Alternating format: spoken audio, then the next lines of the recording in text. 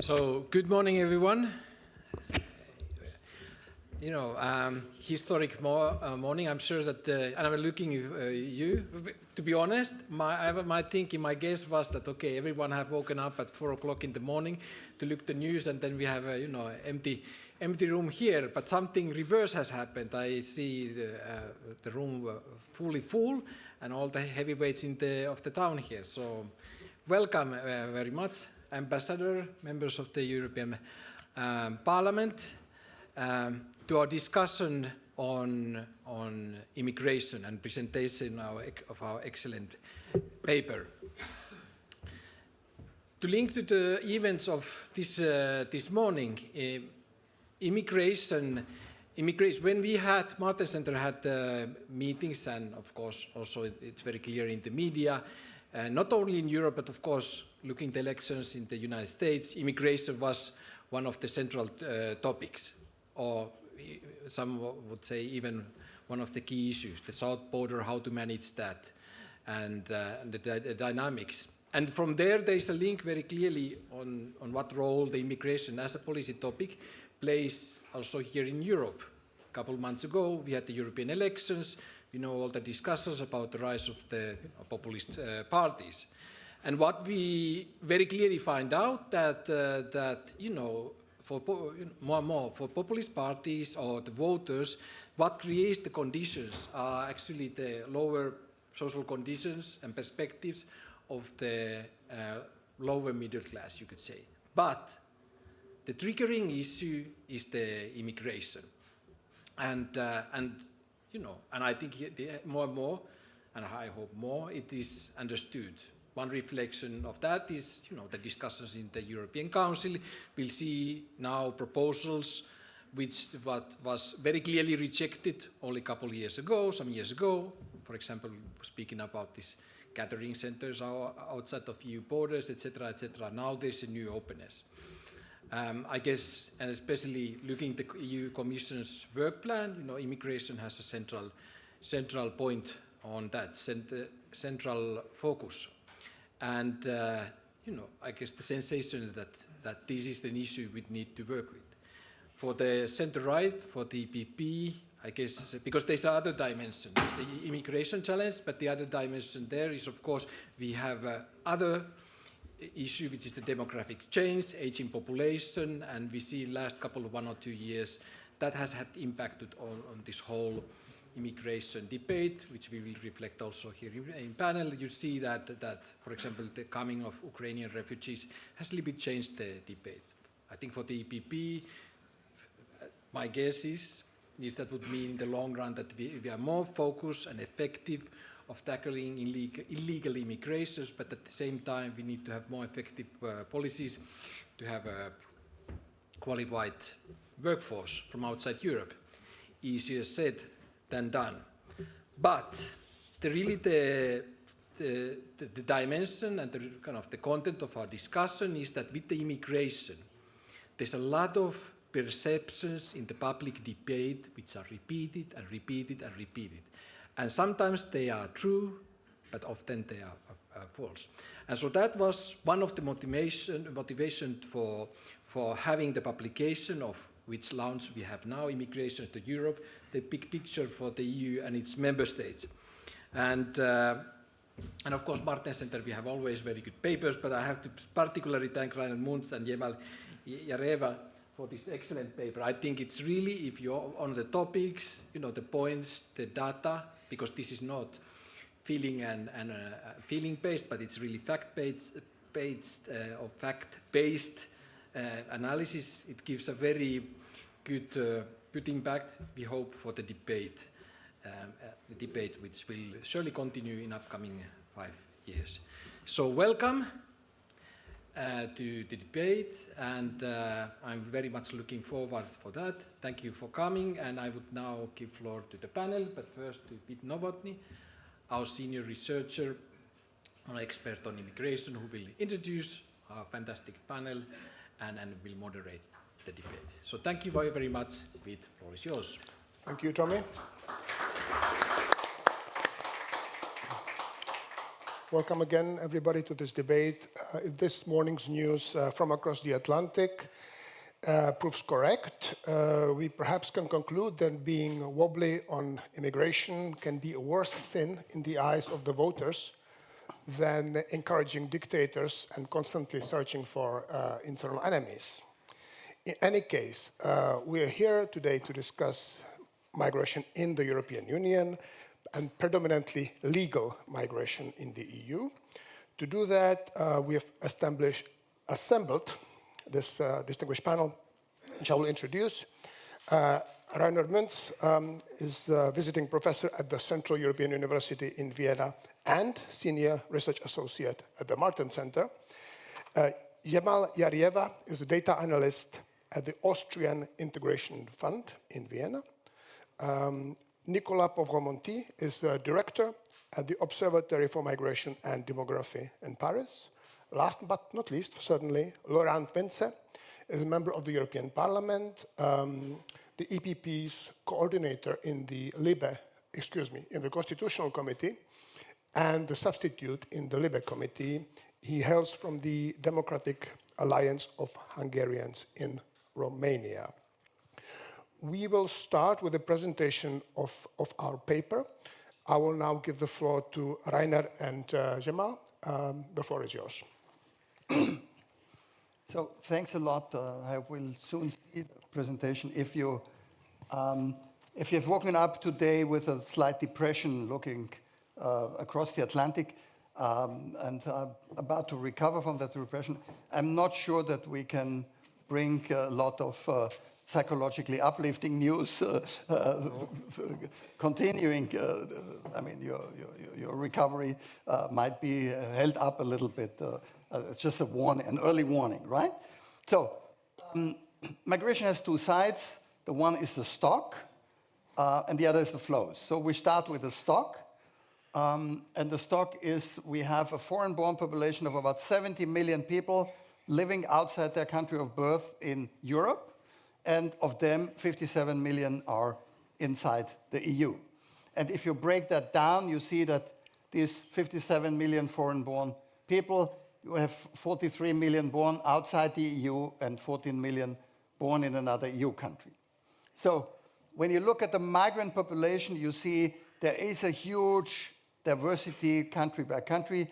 The country with the largest number, with the largest percentage of foreign-born people is Luxembourg, but you can say it's a tiny state if you were born in Trèves or in I don't know, somewhere in Champagne in France, and you move 10 or 15 kilometers to the west or to the east, you're in Luxembourg, you become an international migrant. So one, I think, also has to bear the size of countries in mind. And Luxembourg is almost the only EU country where the intra-EU migrants are, I mean, there's more intra-EU migrants share-wise than people who have come from third countries. Then we have a bulk of larger countries, mid-sized and larger countries, where it's between 15 and 25%, including Austria, Germany, Sweden, Belgium here, etc. Special cases like Estonia, where migrants go back to Soviet times, people who had come when Estonia was not an independent state and only became international migrants when Estonia turned independent, so that's about the size. And then there's a few countries where, at least in official data, there's very few migrants appearing in these data, like Slovakia or like Romania or Bulgaria and Finland. To a certain degree, one has to be cautious because some countries do not count the Ukrainians under temporary protection in. So in the Czech Republic, for example, we have 300,000. In Poland, we have 900,000. In Germany, we have 1 million. So it makes a difference whether you count the Ukrainian TPS people as migrants or not. I think it's important to see that. Yeah? So now we switch to flows. And the flow, we are looking at the past 10 years of flows. This is the migration between 2013 and 2022. We see that 22 million people have immigrated to the EU, 27 from third countries as third country nationals during that 10 years period. 13 million people have moved within the EU from one EU country to another, leaving their country of birth residing in another one. And 10 million people have left the EU during that period of time. So demographically, we have a net gain of 12 million people during this whole period. And now I hand over to Jamal. Yeah. And I shall say something. We counted migrants as people following the international standard definition as people who got a residence permit for more than 12 months. So we have no exchange students, short-term people who come here for harvesting or something like that. That's excluded from our calculation. It will play a role. Jamal will just explain it in a second. Okay, over to you. So we've established that 22 million people from outside of the EU arrived to the 27 EU member states in this period, and in our paper we wanted to see what were the main pathways for these migrants, so the main gates of entry, so to say. And in our research we saw that half of the arrivals were for people admitted for humanitarian reasons. Here we see almost 7 million asylum seekers and around 4 million Ukrainian displaced persons under the Temporary Protection Directive. Then family reasons constituted 27%, or 6 million people came to the EU because of the either family reunification or marriage migration. In contrast, employment reasons brought in only 3.7 million people. That makes up 17% of the total arrivals in this decade studied. And education reasons brought in 8%, or 1.7 million. Next slide. You press the button. I did? Okay, that one, sorry. And if we look at the timeline, we see that most of the arrivals happened in 2015 and 16, and then again in 2022. And 2022 was a very special year in many terms. First of all, a large inflow of Ukrainian displaced persons significantly changed the demographic landscape of migrants in the EU, making Ukrainians the largest group among newcomers. In 2022, we also saw the highest number of family reunifications, and also if you look at the employment, here we also saw an unprecedented 800,000 work permits issued for 12 months or more. And if we continue, if we think of employment, we see that it was not until 2018, 19, and then 21 and 22 until employment reasons, employment migration has been increasing. And we think that this is something that is likely to continue. EU countries have differed in terms of how many migrants they have accepted or had to accept. We see Germany was a top destination for third country nationals in the decade that we studied, with 5.1 million arrivals. I'm not going to go into detail about every country, but important to mention here that humanitarian admissions and the human rights-based approach in the context of migration dominated in countries like Germany, France, Spain, and Italy. This is where most of the migrants came through asylum, temporary protection, or family reunion. In contrast, in countries like Poland and Czech Republic, employment reasons were by far larger, and education stood out in France, showing that it's a very appealing country for international students. And then if we speak about labor migration, here we found out that in many EU countries, employment-based migration did not play a significant role. In the decade studied, only 1 in 6 migrants were admitted because of their talents and work skills. Spain issued the highest number of work permits for 12 months plus to mostly citizens of Morocco and some Latin American countries. Germany has also admitted slightly more than 500,000 third country nationals for work, mostly from, we see here, India, China, and Russia. And Poland is an interesting case here, because if we look at the long-term work permits that Poland issued, it's only 400,000. But if we look at the short-term work permits that Poland has been issuing mostly to Ukrainian citizens, then it's 4 million. And like I said, 75% of those went to Ukrainian nationals. So in contrast to labor migration, marriage migration has been the main legal gate of entry for regular migrants in the decade that we studied. And here we speak about both classical family reunification and also marriage migration in terms of members of the EU diaspora, EU-born diasporas marrying someone from their country and bringing them here.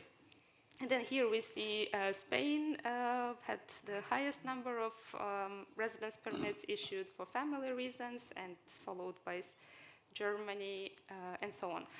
Women were overrepresented among people who were coming because of the family reasons, and we think that family migration is likely to continue in the future for two reasons. First of all, the number of the refugees that have received their status recently are likely to bring their family members. And then again, the second reason is that if the labor migration is likely to increase, that also means that the families of these labor migrants are likely also to join in. So here I hand over back to you, Rainer. Thank you. So we go to first asylum.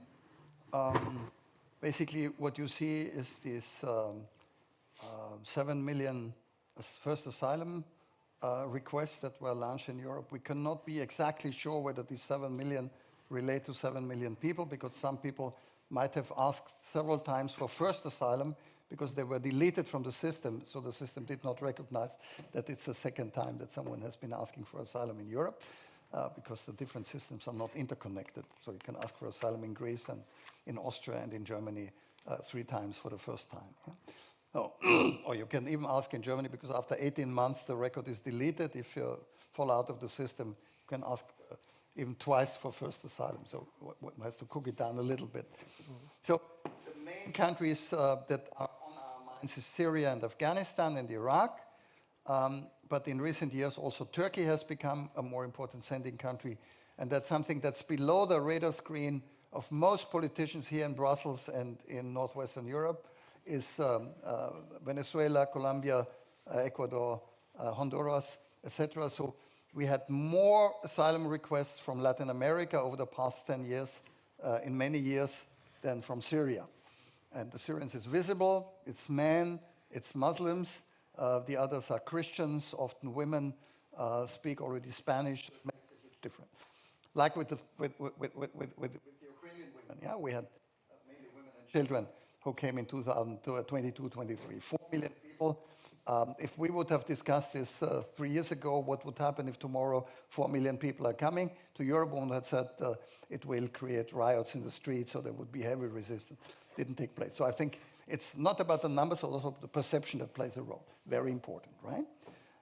So the big wave of immigration that we still have in mind is the Syrians, Iraqis, and Afghans coming in 2015-16, before the EU-Turkey agreement.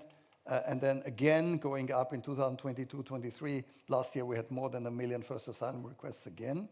Plus, in 2022, another 4 million Ukrainians on top of that. Now, when you look at irregular entries in this period of time, you see that the irregular entries basically happening in the Western Balkans between Turkey and Bulgaria and Greece, Central Mediterranean between Tunisia, Libya, and Italy, and in the Western Mediterranean, and particularly in the Atlantic between Western Africa and the Canary Islands, so Spanish territory. This is the main focus of political, discussion, because of visibility. But when you take a closer look, you see that only 1/3 of first asylum requests in Europe come from people who have crossed our borders in an irregular manner. It's very important. So improving Frontex might be important, but it might not bring down the number of first asylum requests if 2/3 are not happening because of irregular border crossing. And we have different avenues. so that can be depicted where people are coming from. But what's missing in this picture, and also from the political debate, is first asylum requests from people not arriving in an irregular manner. So people entering in a regular way and then asking for asylum. So there's overstayers, people already have a residence permit or have a title to enter, and only later ask for asylum. We have people from Latin America and from other countries that do not need a Schengen visa, so they can just travel. They can come as travelers and later ask for asylum. All the Latin Americans asking for asylum in Europe are people who have traveled in a regular manner. So when you want to ask for asylum from Venezuela, all you need is a plane ticket and a passport.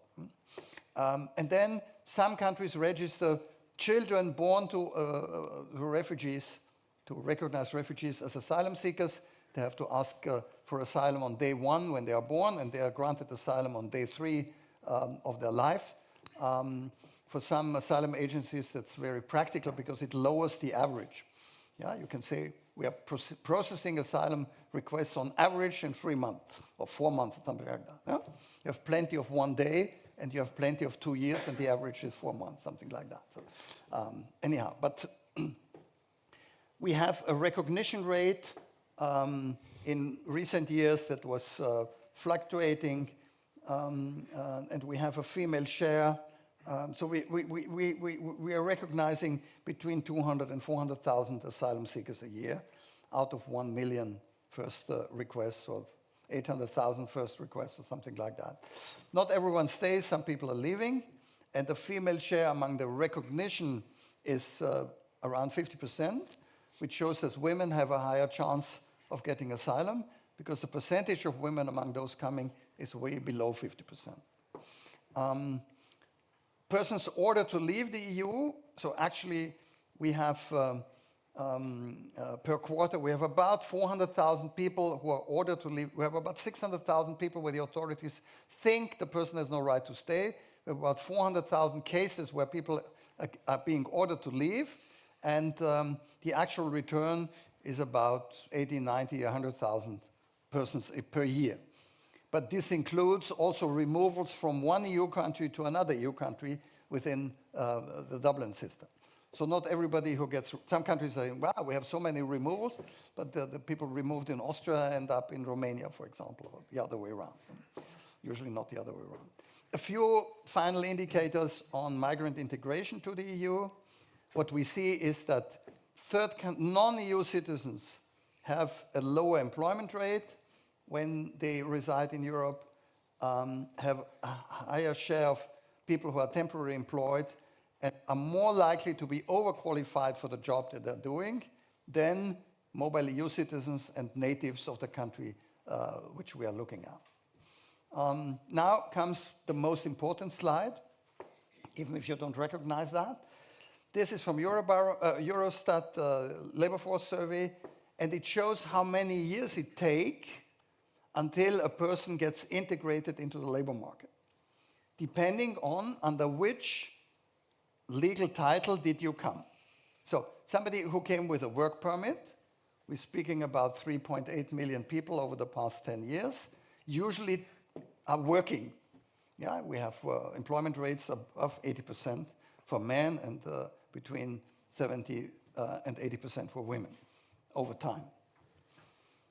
Somebody who comes via marriage migration and family reunion, the men in the first 5 years around 50%, women around 30%, gradually increasing. It takes about 10 years until a man, and more than 10 years on average until a woman coming via family reunion and marriage migration reaches about the same level as the natives.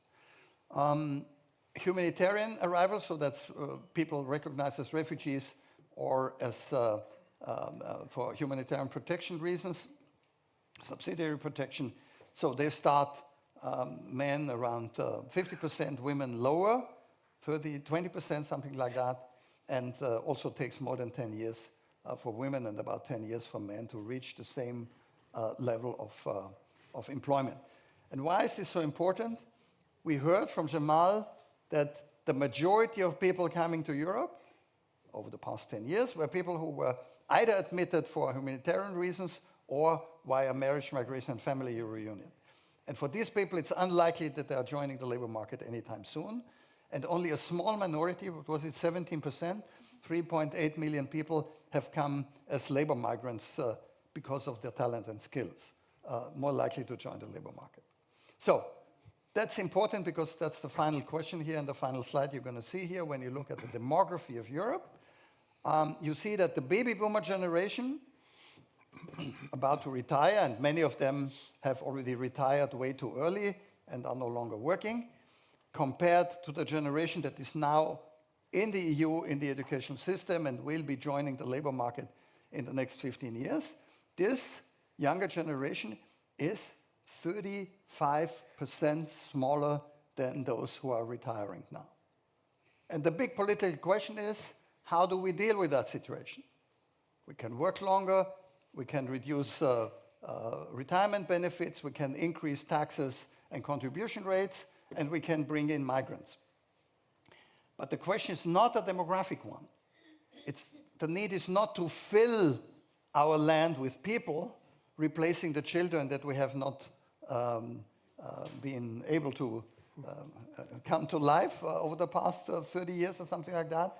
But the only need would be to replace those who are retiring and not to just populate our planet on the European soil, right? And so the question is, what kind of migration, what would be the place of migration in that kind of demographic challenge? Thanks so much for standing here. I wanted to thank the Martin Center, and I wanted to, Jamal and I want to thank also Vit in particular, who has been behind this publication, so to make this possible. Thanks a lot.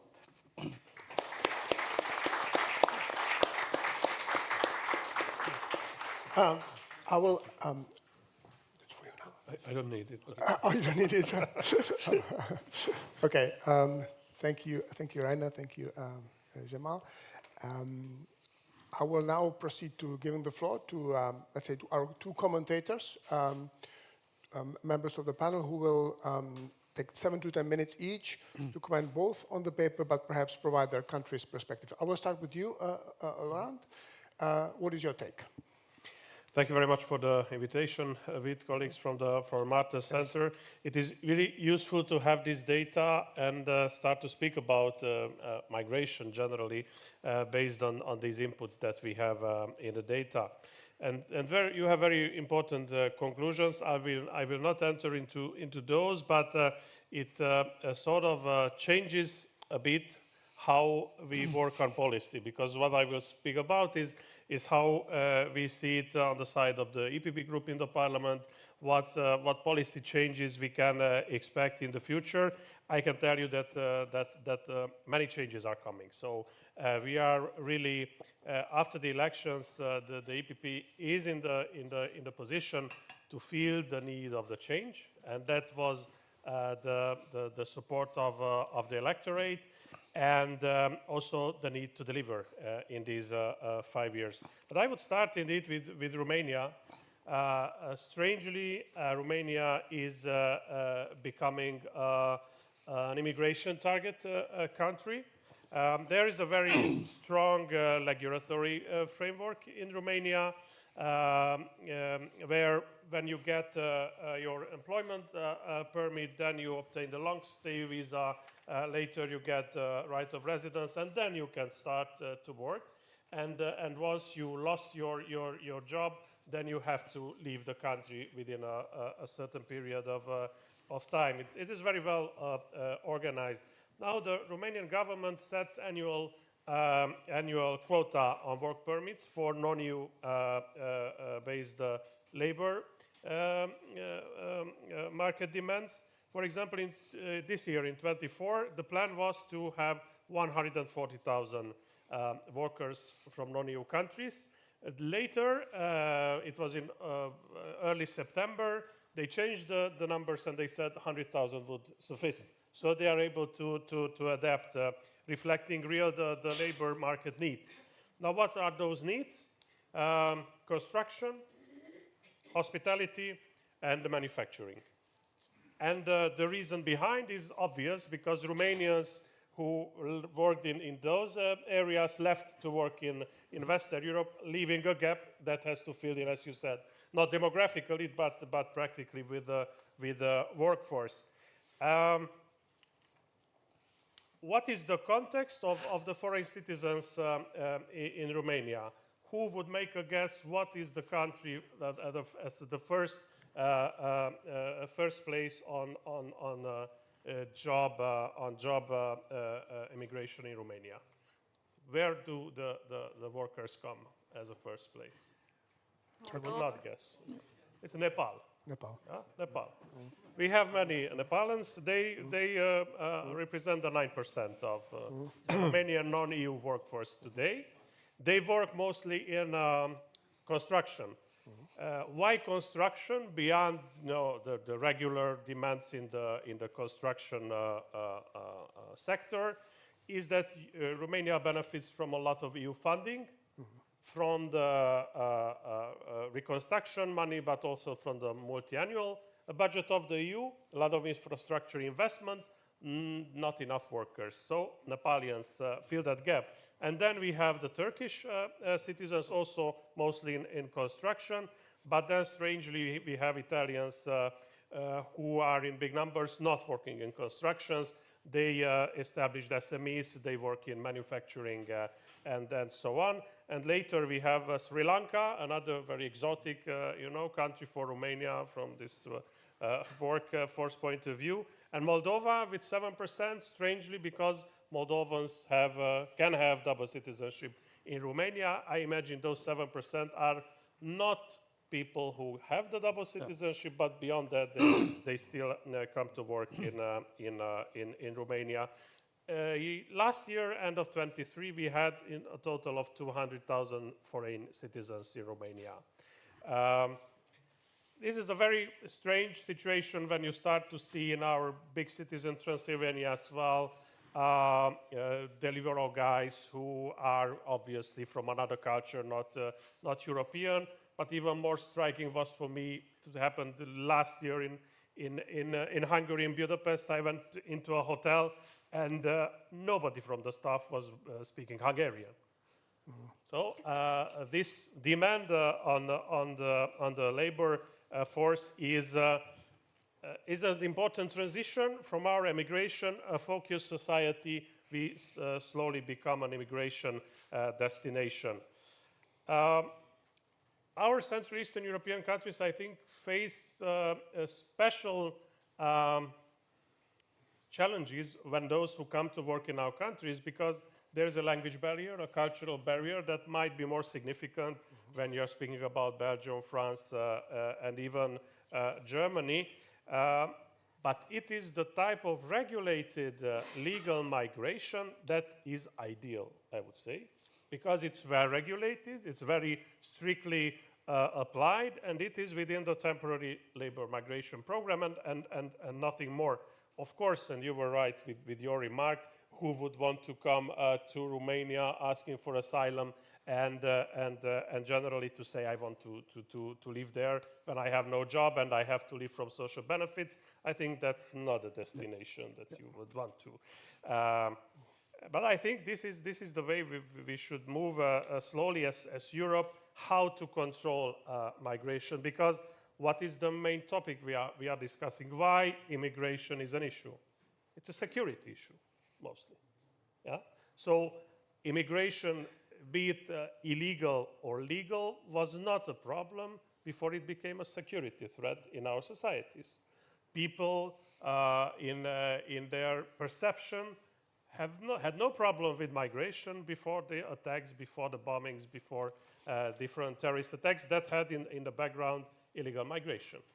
So this is the angle from which we need to tackle policy aspects of migration. Now, the APP had a very successful meeting right at the beginning of this mandate in Cascais, and we adopted a policy paper on migration. And what are the cornerstones of that paper? Protecting the external borders, that's no doubt about it, improving the border protection, building up Frontex, triple its staff to 30,000 people. the integrity of the Schengen area, and since then many things happened that don't point us into the right direction with the border controls within the Schengen area. We are of the opinion that the state authorities and regulations should decide on migration and not the smugglers who put pressure. When you look at the northeastern part with Poland, the Baltic states, and the pressure coming from Belarus and Russia, you understand also this aspect better. Now we have the Asylum and Migration Pact. That was adopted basically in the last month of the past mandate in the European Parliament. It's not the ideal one, but EPP was the deal maker of that asylum pact. I'm not really satisfied with it. Many other colleagues from the EPP are not, and even I would say the majority of the people are not, but what can we do with that?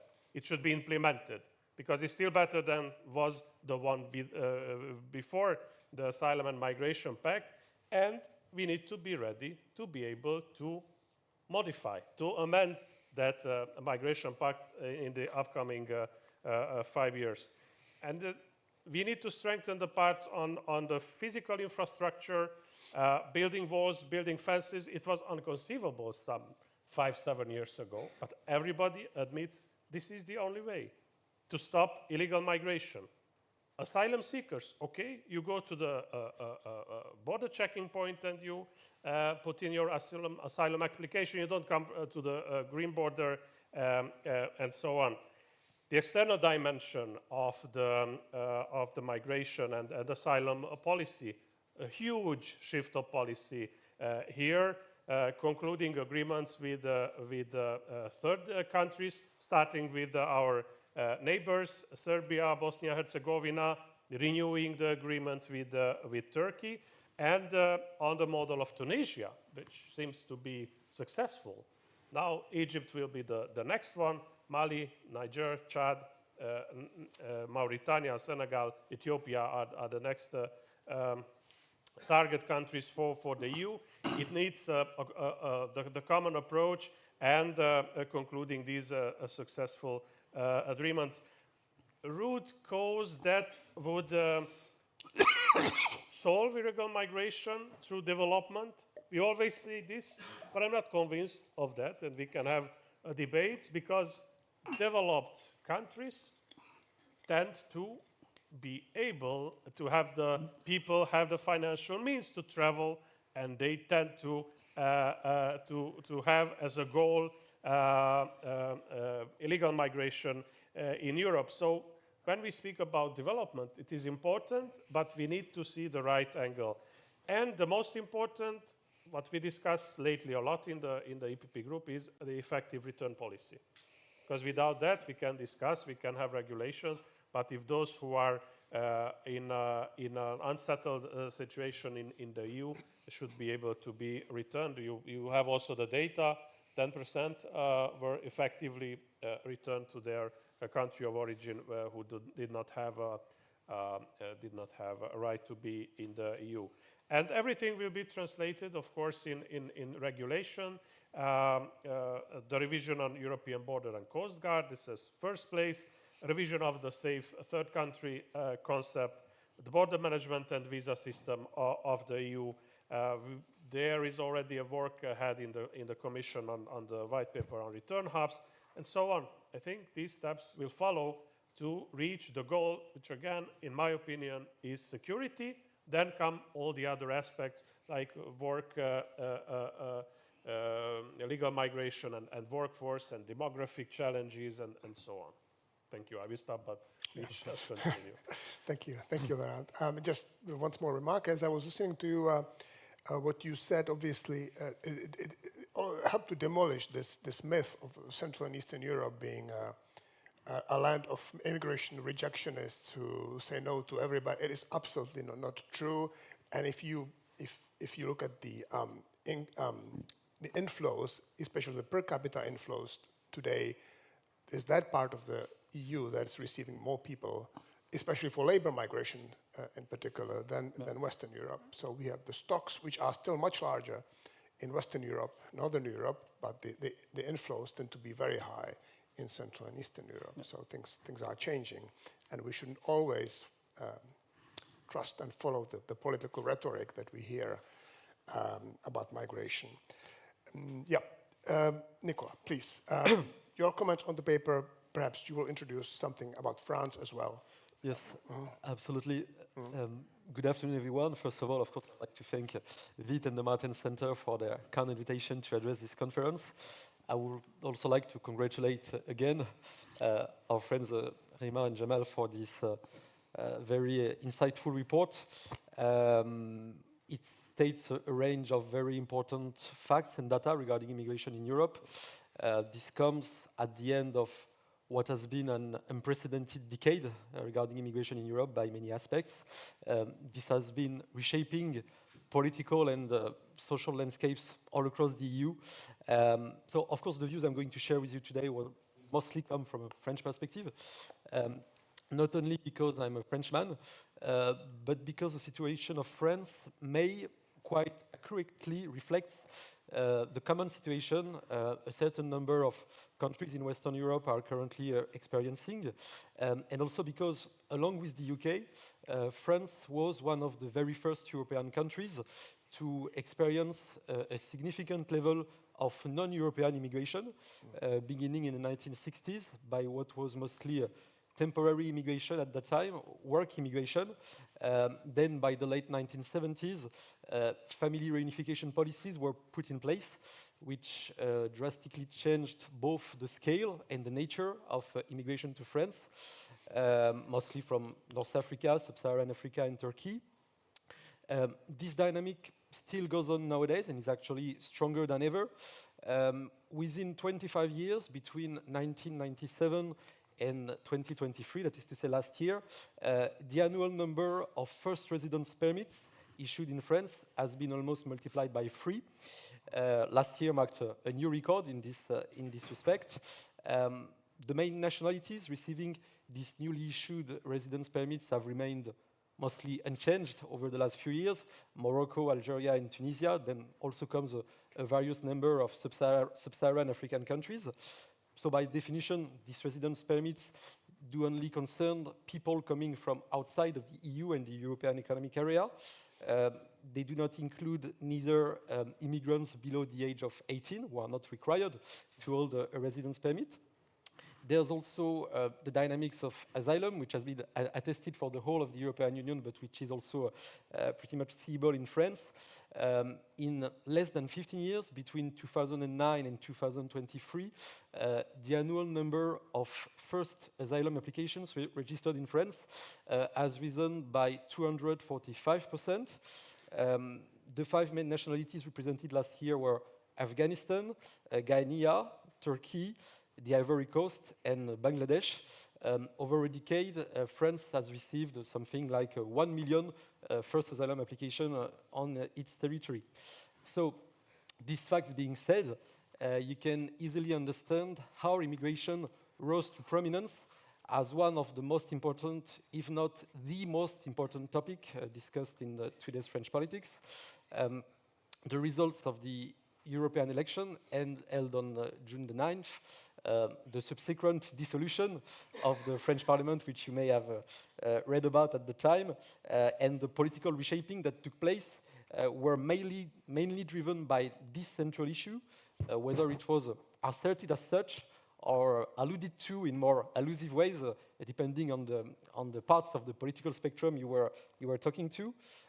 When asked by the Ipsos Polling Institute about the issues that counted in the choice during the recent elections, the French put immigration at the top of their voting topping list, alongside the issues relating to the cost of living, which of course have been important all across Europe over the last 2 years. In the new coalition government, which was formed in the aftermath of this snap election, the Ministry of the Interior, which is in charge of the immigration policy, is now held by Bruno Retailleau, who is one of the leaders of Les Républicains, so the French center-right party, which is affiliated to EPP. Mr. Retailleau has announced that he would submit a piece of legislation to Parliament in the early months of next year. There are a few measures that are already expected in this bill. One of them is extending the maximum duration of administrative detention for illegal aliens whom France wishes to expel. There's also the recriminalization of illegal residents. There's also a series of restrictive measures regarding access to social welfare, for example. However, there are various layers of uncertainty regarding this upcoming bill. One of them is related to the very nature of this cabinet, which is a coalition cabinet with some center-left ministers who have already expressed their uncomfort towards the most restrictive measures announced. So, of course, government cohesion will be put to test. More importantly, perhaps, another challenge, the biggest one, will have to deal with the very nature of this young parliament. So Mr. Retailleau is working hard to get a majority to pass this law, but nothing can be assured in this respect at the moment. At this stage, it has to be said that the migration debate in France focuses almost exclusively on non-EU and non-European immigration. Very little is ever said about EU migration to France. It was actually more discussed in the decade 2000, especially during the 2005 referendum on the treaty establishing a constitution for Europe, which was rejected by vote. Alongside this vote came concerns about a potential social dumpings by workers coming from the newly admitted Central and Eastern European states. This focus seems to have pretty much vanished in the following years. As regards displaced Ukrainians, who have been less numerous in France than they have been in other countries, there were around 90,000 of them at the end of the year 2022 on French soil. Their acceptance has been a matter of almost complete political consensus, even actually from the most restrictionist parts of French politics, such as Rassemblement National. On the contrary, non-EU and non-European migration is a matter of very high public concern. I don't know if it's possible to display slides at the moment. Maybe I should. Oh, that's perfect. There it is. As you can see on this graph, which is based on the OECD data, only a third of French people, 33%, consider the integration of non-EU immigrants in their country to be either rather or very successful, which is the third lowest rate in the EU. Only Sweden and Latvia are behind in polling. Of course, this wide public distrust does not come out of nowhere. There is significant data available to attest to the important challenges and difficulties posed to the integration process in France regarding, among other aspects, workforce integration, as well as the economic and fiscal assessment of France's immigration policy.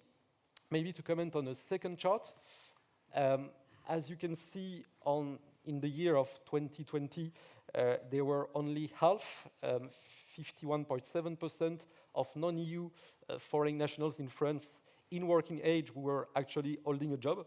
So this was 14 points less than French nationals, and it was actually lower than non-EU nationals in other European countries. For example, it was 15 points lower than non-EU foreigners in the UK, which is a European country, if not a EU member state, 9 points lower than in Denmark, and 6 points lower than in Germany.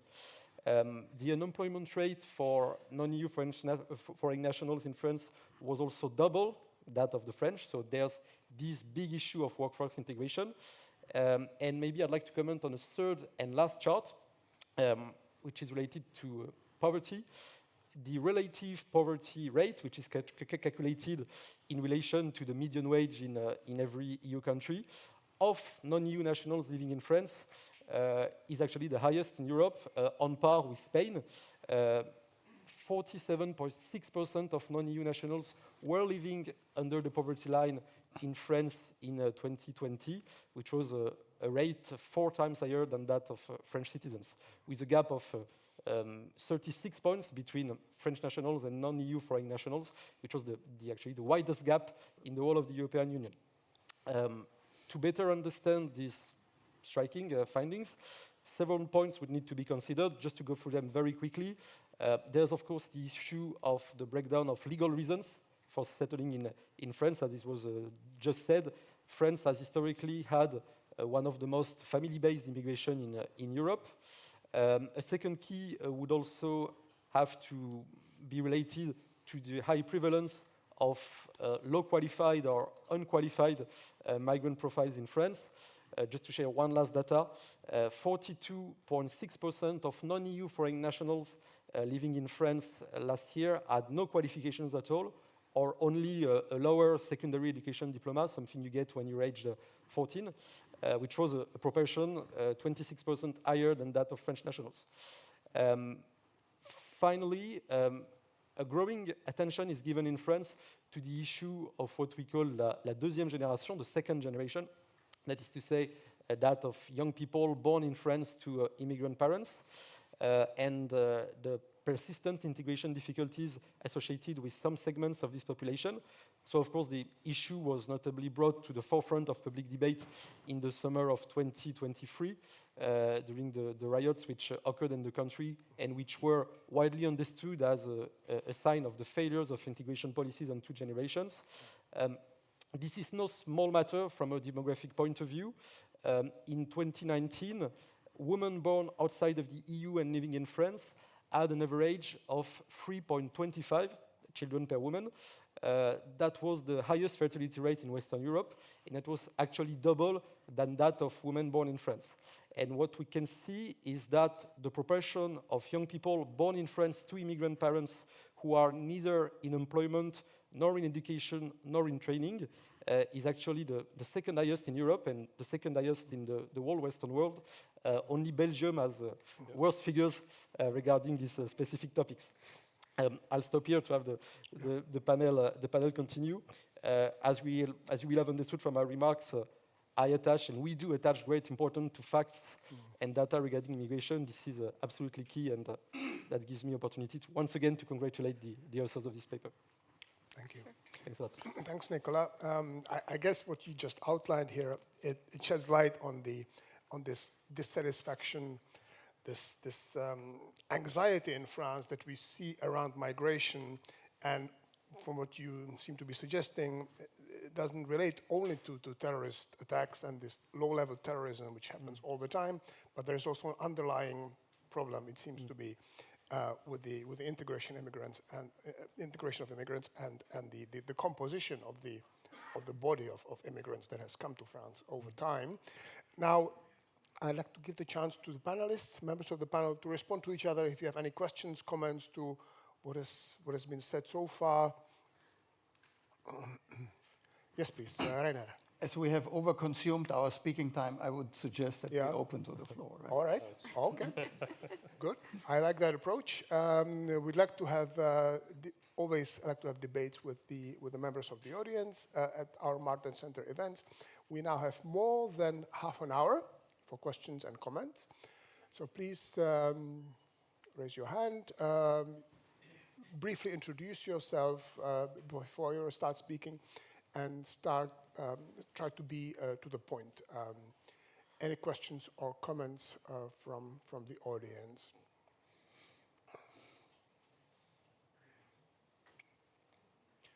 Tommy, there's a gentleman at the back. Okay, gentleman at the back, please. There's a microphone coming. Yeah. It works.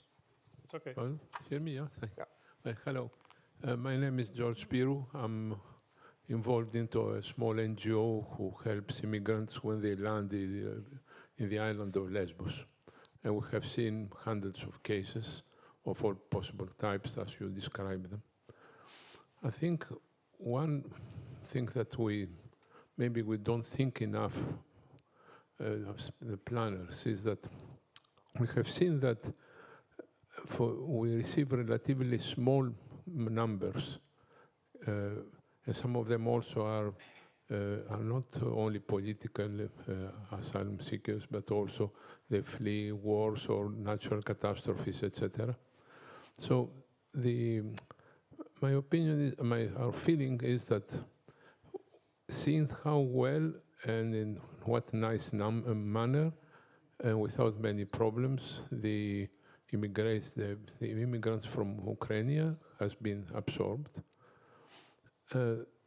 One of the reasons probably is that the legal base on which have been based was a very humane regulation, has been promoted by the European Union. Okay, it was there in the past, but has been put in application. On the contrary, the other people are treated almost like enemies. They catch on the shore, they put into camps. The situation in the camps is not great, etc., etc. So, and then there's this.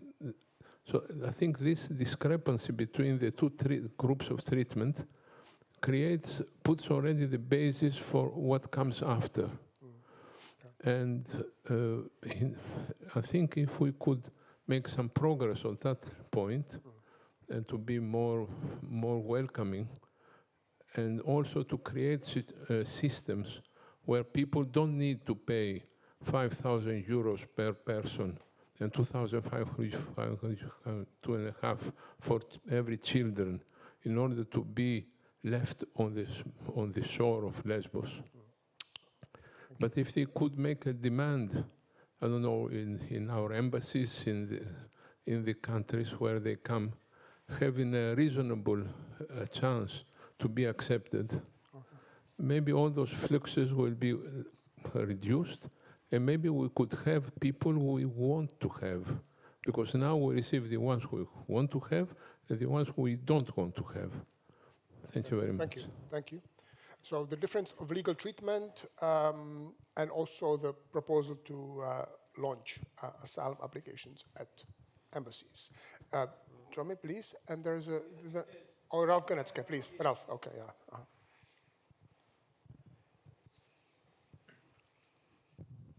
Thank you. My name is Ralph Ganecka. I'm the director of the Brussels office for the International Center for Migration Policy Development, ICMPD. And well, first of all, many thanks to the Martin Center, and always a pleasure to have these kind of presentations by you, Rainer. I know you more than Jamal. It's very good to have also here, events where we look actually at slides with hard data over a period of time. So I think that is very useful. I had one comment because I really appreciated, the point you made. It's in the end about for the first asylum applications where they come from linked with visa-free. I think that is something which is, as you said, very often overlooked. And that leads me to one point when it comes to, we spoke about the pact and the whole discussion right now we have about innovative solutions and so on. I think at least that's what we have sort of adopted. Fair enough. Let's look at many possible solutions we have to explore. Why not? But it should not prevent Europe and EU member states in the end from doing also our and their homework. I think the pact, and we are working right now with a few EU member states about getting ready for the pact implementation. What we see when it comes to administrative capacity, digitalization, and we have all the issues about mutual recognition of return decisions, for instance, and all these things cooperating with each other. But then also we have many federal systems. Federalism is good for democracy, but it complicates sometimes administrative procedures. You have many layers of administration. That has to work. And sometimes I think, I fear when we look too much at the external dimension, that is, for some politicians, it's an excuse not to do actually the homework in the end. That was a comment. A quick question, because it's really interesting what you said about Central Europe and the labor migration. My question, and that shows my ignorance. You spoke about the Nepal workers from Sri Lanka. Are they allowed, or do they come with family? Are they allowed to come with family? That's sort of a question. And for Rainer, I know you stopped at 2022. You must have already a gut feeling or a preliminary analysis for let's say the last 2 years, how you see the development with regard to labor migration. Personally, we see a lot of an increase throughout almost all countries in the EU member states. While, as you showed a few years ago, it was basically a non-topic, or it was not allowed to talk about it. Now it's very present in the discussion. Thank you.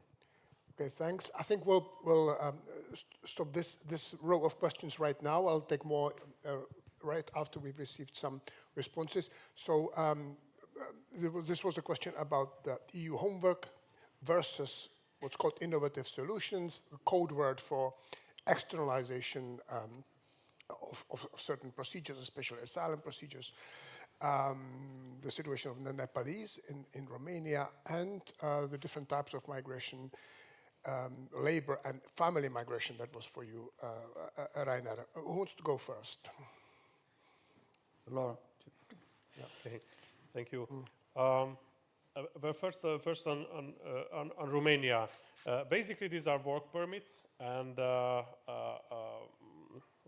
workforce immigration. There are no families involved, and there are no family reunification programs. This whole scheme is about people willing to work, earning money, send it home. When you concluded your contract, you go home as well. So that's not.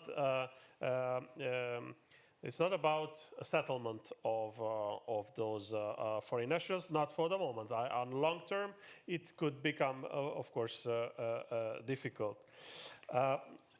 I fully agree that we would need faster asylum decisions, because that would also make possible to have better return policy, because if the asylum application and the decision comes after 4 or 5 years, the respective person we saw can be in different EU member states already, and where can you find them? I think that that is a homework that Europe has to work on. We are to introduce the first asylum application. This is the discussion mainly about the asylum hubs. I did not hear any proposal regarding applications in the embassies, but this should not be something to entirely reject. But when we are speaking about non-EU migration and comparison with Ukrainian citizens, I think that's a whole different dimension. I mean, for Ukraine, it's a war situation, it's close to Europe, it's part of Europe, it's a strong solidarity that all member states showed. It was also a timely, a quick decision needed. So I think the solution is good. On long term, on Ukraine, there is a question, and you already see in the data, what will happen with those Ukrainian citizens? Do they aim to go home in Ukraine once the war is over, or they will remain residents of those countries? What are the perspectives? I think it's not possible yet to get knowledgeable data, because the emotions and the situation is not settled yet, but it's an important question. While on non-EU migration, we should try to stop these, the smuggling of migrants, crossing the Mediterranean without real perspective, and then a solution has to be found. It is something that we need to work on the external dimension and work with the third countries. Within Europe, we will not be able to get a solution on that. Mm-hmm. All right, thanks. Who wants to go next? Any of the questions raised? Yeah. So, Ralph, what you see here is, honestly speaking, the problem that Eurostat is, how you say, publishing consolidated very late in the year. So when we finished the manuscript, the 2023 data were not available, but they will be now. So, but it took us quite some time to put the publication into a state where all the visuals and every quote and everything was checked. So this took some time, and we were ready at the summer, but we thought a launch in late July or early August wouldn't be the best time. So yes, this is all paper publications are aging in that sense. But what you can see is that the number of asylum seeking cases in 2024 will not be much lower than it was the years before, and the labor migration is increasing just because of the baby boomers going into retirement. Now, the publication and the data that we are presenting should caution against two narratives. The one narrative is 30,000 Frontex people will do the job. When 2/3 of your first asylum cases are not coming from the border, then you have 1 million Frontex agents, and 2/3 of the first asylum will still be there. So I think it's very important to understand. We have a fixation towards the border, despite the fact that only 5 to 10% of all migrants are coming that way. We are closing our eyes towards family reunion, which basically in Europe is marriage migration. It's completely legal and bringing people who are not joining the labor market. But it's not as visible. It doesn't produce, dramatic pictures. So basically the media and the political side is driven by images and not by numbers. I think it's very important to understand that. The images are creating political pressure, public opinion, whatever. And we here, as quant freaks, Jamal and I have tried to give the whole picture in order to broaden that, just because we think the future of migration will not be just about how many people will cross our borders and how many returns we manage, but whether the quality of people can be different in the future and how we can address this. But for that, you need to make it visible before we can have a public debate about that. Yeah? And when you look at the hearing yesterday of Commissioner Brunner, I mean, these 15% of the total flows were taking 90% of the debate. And when I was the migration policy advisor to Mr. Juncker, together with some of my friends from the EPSC sitting here, I mean, our time was consumed by these images. Now we have learned something. We are no longer doing state vessels doing rescues at sea, which we did initially. We are no longer taxing people, but we have not been able to address these other issues. But for family reunion and marriage migration, you could have other solutions. Pre-departure measures, for example. You could link the fact that a foreign-born spouse would get a residence permit here to, I don't know, questions of learning the language of the country of destination, upskilling, bringing all your house in order by having all certificates ready, things like, I mean, there's more solutions than the ones that are on the table. It goes beyond the Kashkash discussion, I'm sorry to say, but I think there's other urgent things. Because once these people are here and have an integration issue, like Nicolas has shown here, and France is, I'm sorry to say, not the only country where this happens. Look at Sweden, where I think the population even think it's worse. Most of these people where you have an integration issue, at least in France, have not come via an asylum request, but they have come legally. They're legal residents or even second generation. Parents have been immigrants, but the integration is not working. And this creates, again, a negative image, and people are saying it's not worth and we should be against migrants, which, would be dramatic given the demographic situation of Europe if we would say we should do it on our own. This will be a completely different Europe. Yeah? If we have a generation entering the labor market that's 35% smaller than the one that is leaving the labor market. Just think about the consequences. You know? Yes, but it's true. But when you look at the data, exactly family reunification, demographic trends, new youth population, unemployment, cultural problems, riots, and we go again to the security issue. So the fact that we have these young families, let's say, with family reunification and so on, does not mean that we gain people for the labor market, skilled people for the labor market. What is the solution? I'm looking to this issue from Central Eastern Europe, and I cannot say that I have an idea. I think Western European countries are in a big problem, and I'm not sure it's solvable. Yeah. How can you go back? You cannot go back. Okay, thank you very much. A quick comment from. Question. I have a question there from Tim. There you go. Tim Peters there in the fourth row. Then Tommy Huhtanen, and there is a gentleman here.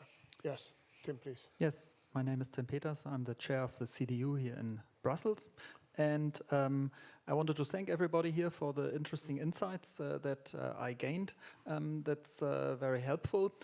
I wanted to ask Mr. Münz. When you say that 2/3 of the arrivals don't come via the borders, first of all, are you sure that Frontex or others can actually count everybody? Aren't there also a lot of undetected border crossings?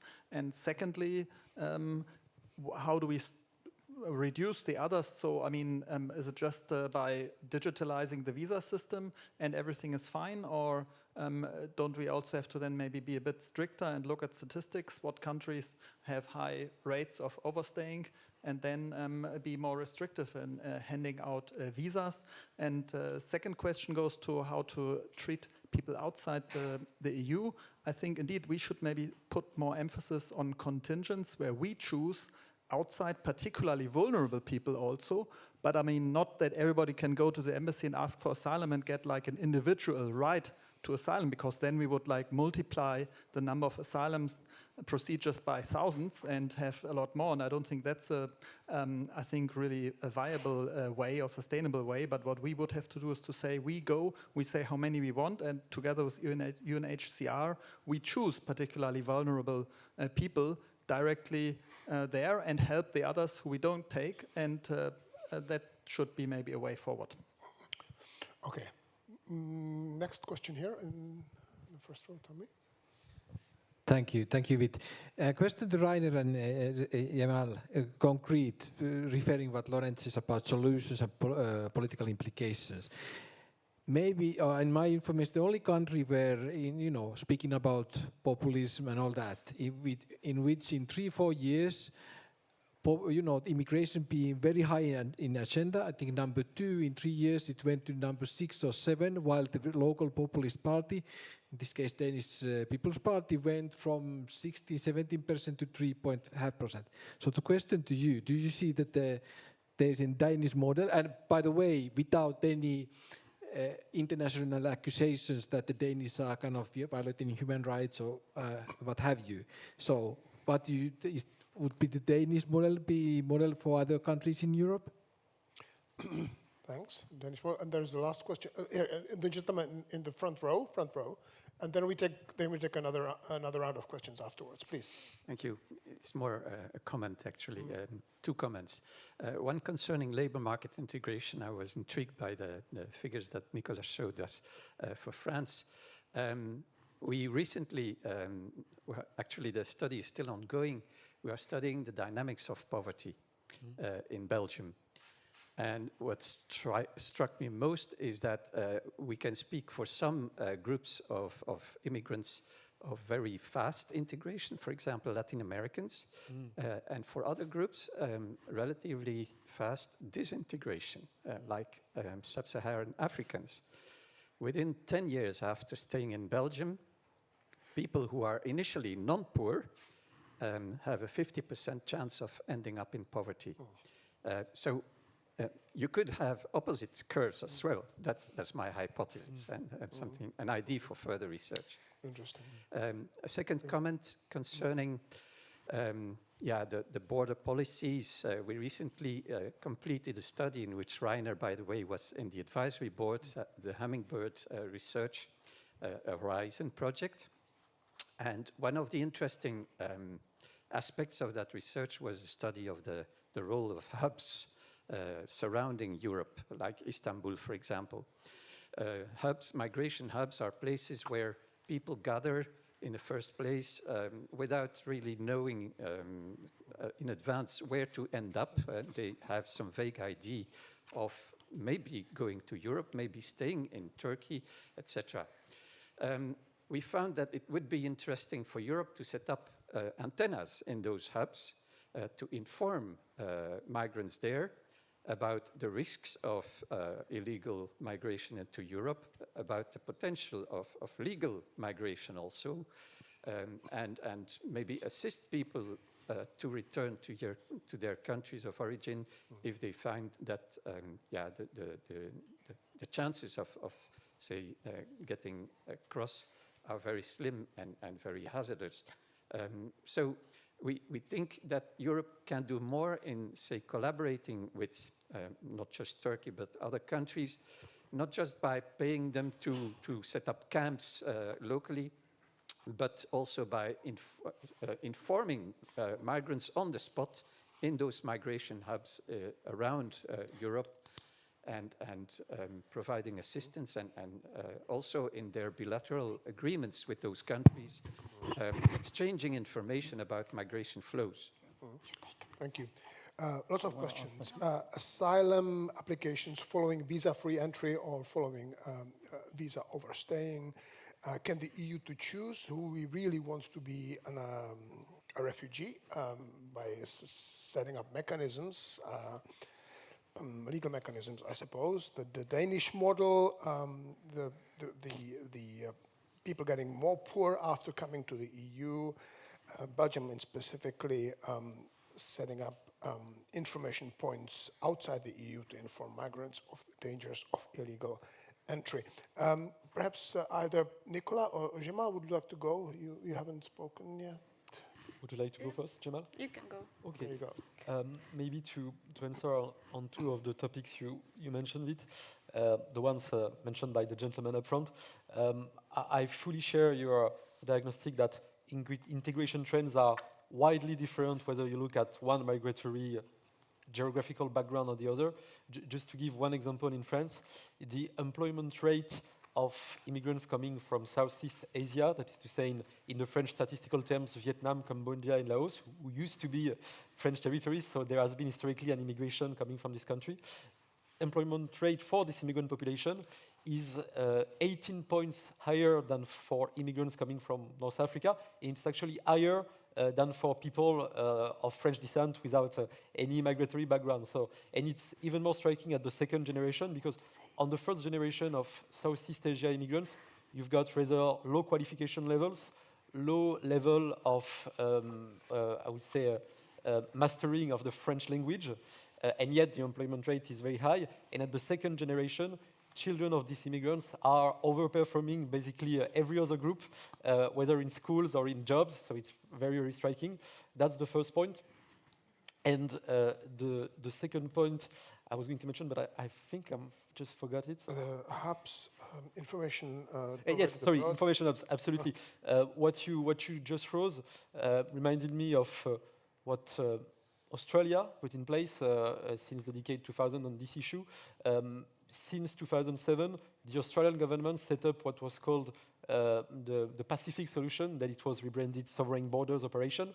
There was this idea that when people attempted to cross irregularly to Australia through the sea, of course they were saved, they were taken in charge, but they were taken to asylum application processing places outside of Australia. It was Papuasia, I think, it was Nauru. There were many concerns regarding the human conditions in these places, very serious concerns. And yet, over the last decade, to the best of my knowledge, there has been no detectable death of people trying to cross to Australia. And of course, the fact that when you try to cross irregularly to Australia, you know you won't get into an Australian soil, and the fact that this truth was widely advertised in the countries of origin by the Australian government, especially in South Asia, undoubtedly played a role in being able to, I would say, to avoid these perilous crossings. Thank you. Jamal, you want to go? Yeah, when we were researching the countries and looking at who is coming, how people are from the third country nationals, from the third countries are coming to the EU, it was interesting for us to know the main pathways, and then we saw that really the countries that accept asylum seekers, they not only have this humanitarian-based approach for migration, but also they tend to have a higher number of family reunions or family migration, which again show how the human rights-based approach is dominating in these countries in the context of migration. What was, I think, also interesting when we were comparing different countries and seeing, for example, in terms of the labor migration, how many, the numbers of the third countries in the Eastern and Central European countries were higher. And when I was presenting the slide on the labor migration, we did not see Romania there, although it could have also been together with Czech Republic and Poland. But there, a lot of third country nationals were Moldovan citizens who also hold the Romanian citizenship, which then doesn't allow the statistics to see them, and that points to one of the limitations that I actually did not mention in my presentation, but Eurostat data and data in general has a lot of limitations, and one has to be always cautious when looking at the numbers. And we even have a whole chapter in our publication concerning the limitations that we were facing in our publication. Yeah, I'm going to say something on this junction. Who was asking? On this disjunction between the number of asylum seekers and the number of irregular arrivals. There is 3 types of asylum cases where you have no irregular border crossing. The first is you come in a legal way because there is no Schengen visa required. As I said, more Latin Americans than Syrians, and if the countries of Europe would think that's a problem, they could just waive the visa waiver for Venezuela and Colombia. But as nobody says we have a problem with Latin Americans asking for asylum, then it's not done. Huh? Second, it's this kind of, you have a legal residence title here, and you decide you don't want to leave and you ask for asylum. So then we would call it, but you don't even need to overstay. You can just try to switch from a temporary residence permit into asylum status. So you have already come a year ago, 2 years ago, 5 years ago, and then you ask for asylum. That's another way. Third way, many countries, as I said, are registering children born to refugees as asylum seekers. So you have an asylum case, not directly linked to demography, but not to immigration, but it shows up in the statistics. And then, yes, you're right, some people might sneak in and you don't see them as irregular border crossing, no question about that. But when you take so I'm focusing on Austria because I'm very familiar with that data here, take the year 2024, 68% of all asylum seekers in Austria this year is family reunion. So that's legal entry, people arrive by airplane, and birth. So I think we have to understand the majority of asylum seekers in Europe are arriving by airplane in a legal way.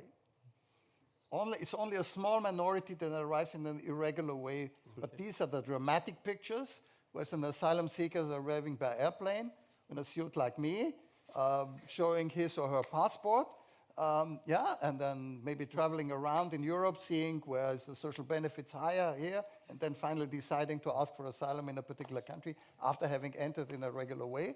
Doesn't create big waves, but at the local level, these people are creating problems with housing, with schools, with social benefits, things like that. So the local communities will tell you totally different stories than the people assembled in Cascais and having to deal with the external damage. Yeah? I think it's 2 different worlds when you talk to, when you talk to the mayors, they give you another picture. Yeah? I think that's important to distinguish these things. So the majority of people arriving in Europe first is legal and by airplane or by bus or by car. And out of the 1 million asylum seekers, you have 2/3 coming in a regular manner. Or I guess so, yeah? Maybe it's a little less, but something like that. How could we change that? Don't ask children born in Europe refugees to ask for asylum. Big drop already. When you grant family reunion to somebody who has a legal residence here and as refugee status, don't force these people into an asylum procedure. Would alleviate the bureaucracy. They would have less to do, could concentrate on other things, would immediately drop the number of asylum cases in Europe in the statistics. Still the same people, but they would come under a different legal title. It might even comfort part of the public in Europe if they would learn that this type of asylum is not the kind of asylum they are thinking about, people arriving in Lampedusa. It's by airplane. The normal way today a European asylum seeker arrives in Europe is by airplane in a legal way or by being born in a European hospital. This story is not told.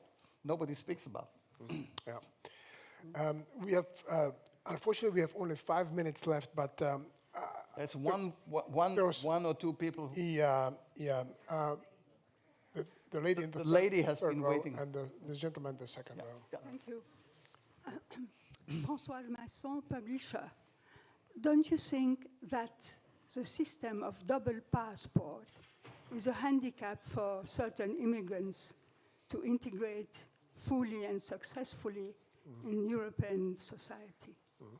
Thank you. That was a crisp, short question. And there was one more here in the gentleman in the second row. That's the last question we can take. Yeah. Klaus Körner, European Commission. I'm working in the education context. Integration, social economic integration was an issue and a challenge which was raised. My question would be, obviously education plays a role, but what would be the views of the panel, would be key issues to take, how to probably improve education and current education measures compared to the challenges you mentioned? Thank you. Thanks. So double passport as a barrier to integration, and the role of education in the integration of immigrants. Who wants to take any of those points? Maybe on double citizenship, I don't see it as a problem in in integration. I have double citizenship. I have no problems in integration. I think that those who apply for asylum and then they supposed to integrate in the European society, they are not limited by their other citizenship. That's a cultural issue anyway. The citizenship bears a cultural link with the state, but even when you don't have the passport, you still feel they belong to a cultural nation. And when we see the problems in Denmark, in Sweden, and other countries, it's about the cultural roots of the integration that are not there yet. I mean, it's not up to a passport. And just coming back to one statement that you made with to find the European Union solution, I'm afraid we will have to find a European solution, because the solution will not be the one of the Spinelli, Berlemont, and then Lipsius buildings. We have to work very closely with the member states, because we have for the moment 27 different applications and different systems and regulation in terms of asylum, of migration, of settlement, and so on. And we need to work a lot until we arrive to a common European solution. And we also have to keep in mind, of course, the human dimension of the migration. It was mentioned, but sometimes also at European level we don't believe that some solutions are good. And I'm thinking about the justice, the Court of Justice of the EU on Afghan women, which says that it was against Austria, of course, which says that the application for asylum of a woman of Afghan nationality, a member state is entitled to take into consideration her gender and nationality alone. We are speaking about a group of people who would automatically granted asylum. There's no human dimension there. That's a group. That's a totally different concept, and sometimes even our own judiciary is not helping us finding a good solution. Yep. Any last word? May I comment on education? Go ahead. Thank you for the question. When I was presenting, we didn't focus that much on the educational reasons that bring third country nationals to the EU, mostly because compared to other reasons, they're very small. It's only 8%. But it's actually a good opportunity, I would say, because education, those who come to Europe for education and then stay, their potential pool of workers, so to say, like me, I came to Europe to study and then stayed to work. So I guess the question that you're asking is very important. The educational measures and improvement is important as well. I'm fortunately not a politician to answer you, so I will forward the question. But just from the migration point, the people who come to Europe for educational reasons also constitute a potential labor force, highly educated, highly skilled force that is potentially needed for the EU labor market. I'm afraid that's everything that we have time for. I'd like to thank our panelists for an excellent discussion. Thank you, our audience. There is now coffee in the room next door. You are free to continue the discussion there. Thank you very much.